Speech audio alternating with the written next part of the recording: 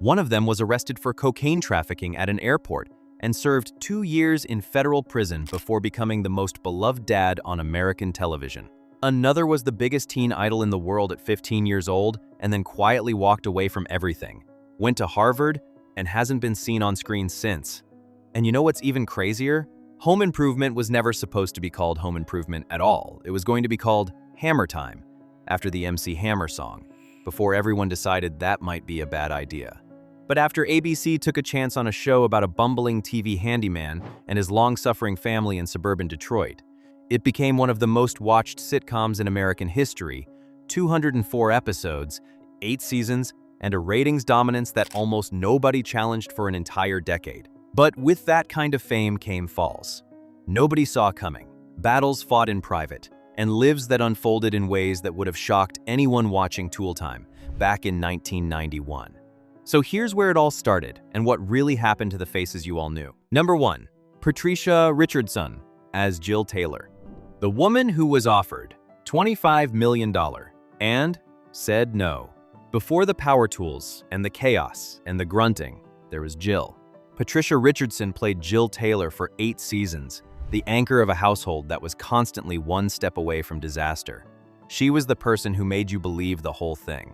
Smart, warm, capable, and endlessly patient with a husband who could find a way to break a dishwasher by simply standing near it. And she played that role so well that when the show ended in 1999, the network offered her $25 million to come back for a 9th season. But here's where it gets really interesting, because she said no. Tim Allen was offered $50 million. He also said no. The two of them simply walked away from an offer that would have made them among the highest-paid TV actors in history, because they both believed the show had told its story. But there is more, because Patricia Richardson's personal life carried its own quiet grief. Her father suffered from progressive supranuclear palsy, a devastating neurological disease, and died from it in 2005. In the years since, Richardson has become the national spokesperson for Cure PSP, channeling her loss into advocacy. She has continued acting, with roles in Strong Medicine and The West Wing. She was the one who persuaded Jonathan Taylor Thomas to get involved with the SAG-AFTRA union, sensing early on that his intelligence would take him further than any Hollywood career ever could. But if Patricia Richardson walked away quietly, the man who played Tim Taylor arrived at fame, carrying a secret that could have ended everything before it started. Because Tim Allen had already been to federal prison and almost no one in Hollywood knew. Number 2, Tim Allen as Tim Taylor, the man who built everything from the ground up twice. He was the loudest man on television. Tim Allen played Tim, the Tool Man Taylor, the accident-prone, overconfident, grunting host of Tool Time who believed the solution to every problem was more power. It was a character built almost entirely from Allen's own stand-up comedy, and it made him one of the biggest stars of the 1990s. At one point in November 1994, he simultaneously had the #1 television show in America and the #1 movie in America, The Santa Claus, and the #1 book on the New York Times bestseller list. No one had ever done that before. Almost no one has done it since. But you know what's even crazier? Before any of that, Tim Allen was arrested at a Michigan airport in 1978 for cocaine trafficking. He was 25 years old. He pleaded guilty, cooperated with federal investigators, and served roughly 2 years in a federal prison. When he was released in 1981, he walked back into a comedy club on a dare from a friend and started over from nothing. But suddenly, something happened, because the career that followed was relentless. Home Improvement, Buzz Lightyear in Toy Story, the Santa Claus franchise, then Last Man Standing for 9 more seasons on ABC and Fox. Then shifting gears on ABC in 2025, already picked up for a 2nd season. In February 2023, Allen confirmed he would return as the voice of Buzz Lightyear in Toy Story 5. He is 72 years old in 2026 and shows no signs of slowing down. Tim Taylor was a man who made every mistake at full volume and still managed to hold the family together. Tim Allen turned out to be exactly that. Someone who made a catastrophic mistake young, paid the price, and then built one of the most durable careers in the history of American comedy. But while Tim Allen rebuilt everything, the man who stood beside him at Tool Time for 8 seasons had arrived at that role almost entirely by accident, because Richard Karn was managing an apartment building when fate stepped in and changed everything. Number 3. Richard Karn as Al Borland, the man who got his break in Traffic Court. He was the flannel shirt and the beard and the deadpan patience. Richard Karn played Al Borland, Tim Taylor's mild-mannered Tool Time co-host, the man who actually knew what he was doing while Tim turned every project into a minor disaster. Al was the straight man, the reliable one, the person who kept showing up even when everything around him was falling apart. And audiences loved him for exactly that. He became one of the most recognizable sidekicks in sitcom history. But here's where it gets really interesting, because Richard Karn was never supposed to have the role. The original casting had gone to Stephen Tobolowsky, who had to drop out because of a scheduling conflict with another film. Karn, who had been working as an apartment building manager between acting jobs, happened to meet a casting agent while answering a traffic citation in court. That single encounter led directly to the audition that changed his life. But that's not all, because after Home Improvement ended, Karn didn't disappear. He hosted Family Feud for 4 years. He reunited with Tim Allen for the History Channel series More Power in 2022, a show about the history of tools, because of course they did. The friendship between the two men has proven to be one of the most genuine in Hollywood. Karn has guest starred on Last Man Standing and remained a constant, steady presence in Allen's orbit. In 2026, Richard Karn is 69 years old, still working, still the most dependable man in the room. Al Borland was the one who showed up every day and did the job right. Richard Karn turned out to be exactly that person. A man who caught his break through pure chance and then spent 35 years proving he deserved every moment of it. But Richard Karn built his career on showing up, while the teenager who played the middle son quietly walked away from one of the biggest platforms in the world at 16 years old, because he decided that fame was not the same thing as a life. Number 4.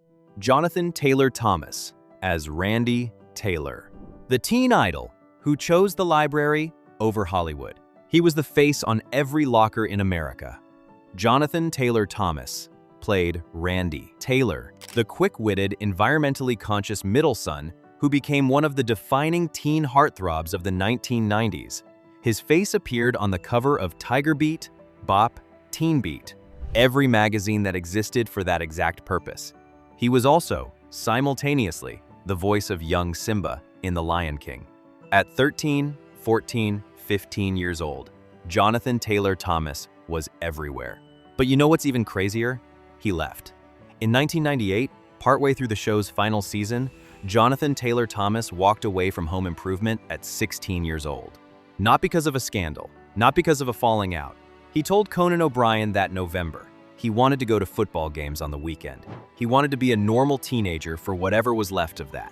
But suddenly, something happened. Because the plan worked, he enrolled at Harvard, studied philosophy and history, spent a year abroad at the University of St. Andrews in Scotland, and eventually graduated from Columbia University in 2010. He has barely acted since. He directed episodes of Last Man Standing and appeared in a handful of guest roles, but by 2006, he had essentially walked away from acting entirely. He has no public social media accounts. He is rarely photographed. He has been a board member of SAG-AFTRA. He and Zachery Ty Bryan have reportedly written a pilot together, still unproduced. In 2026, Jonathan Taylor Thomas is 44 years old, living quietly in Los Angeles, almost never seen, and by all accounts, at peace.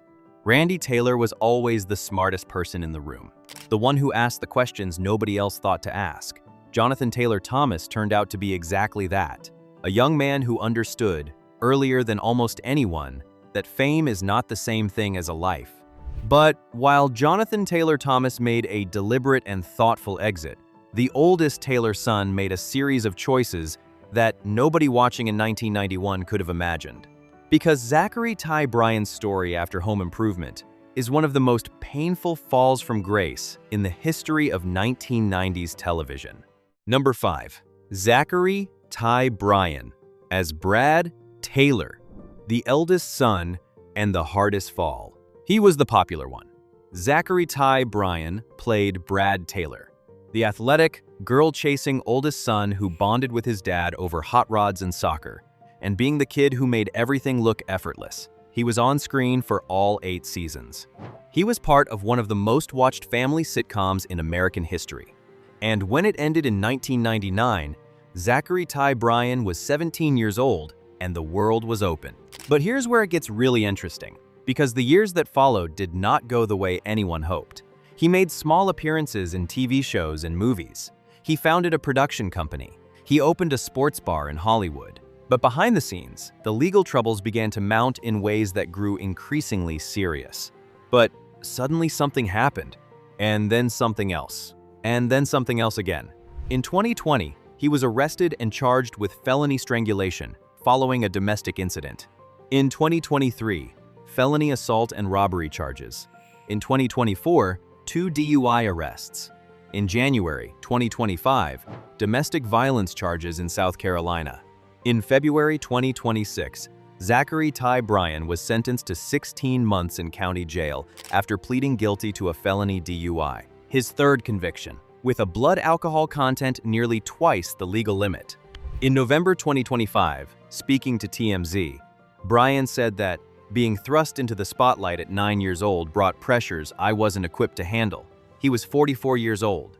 He has been arrested 6 times in 5 years. Brad Taylor was supposed to be the one who had it all figured out.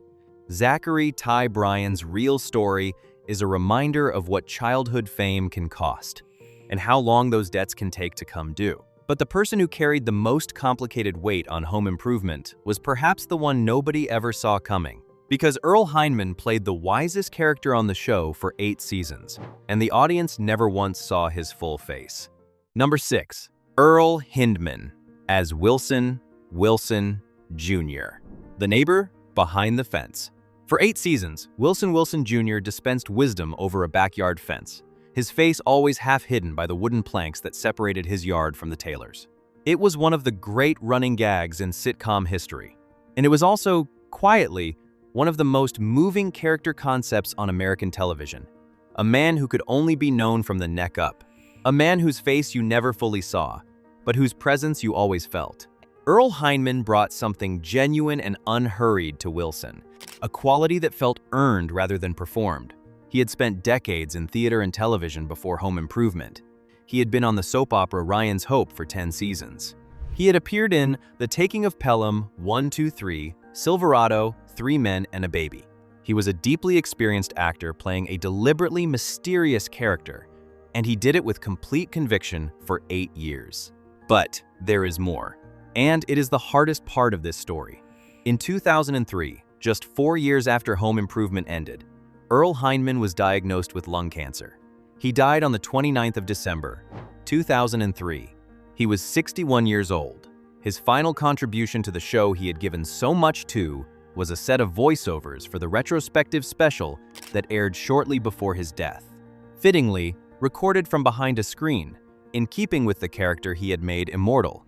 Tim Allen has never forgotten him. Years later, spotting a neighbor's wind spinner poking up above a fence, Allen posted a photo online and wrote, "Wilson's ghost was holding that spinner." God rest you, my old friend Earl Hindman. Wilson was the man nobody fully saw, but everyone needed. Earl Hindman turned out to be exactly that, a presence that only became more understood once it was gone. But the final word on Home Improvement belongs to the reboot that never happened, and to the single quote from Patricia Richardson that explains why the cast you watched for 8 seasons could not simply go back to who they used to be. Home Improvement was never a complicated show. It was about a man who loved power tools too much, a woman who was smarter than everyone in the room, 3 boys growing up in suburban Detroit, and a neighbor you could hear but never quite see. Critics did not take it particularly seriously. Emmy voters mostly looked the other way, and yet, for most of the 1990s, it was the most watched sitcom in the United States. Behind those 8 seasons were real people. People who went to prison, people who chose libraries over fame, people who made the same mistake over and over until the law ran out of patience, and one man whose face you never saw, whose voice you still remember, who died 4 years after it ended and left a hole that nothing could fill. There is only one original home improvement, and now you know what it really cost the people who made it.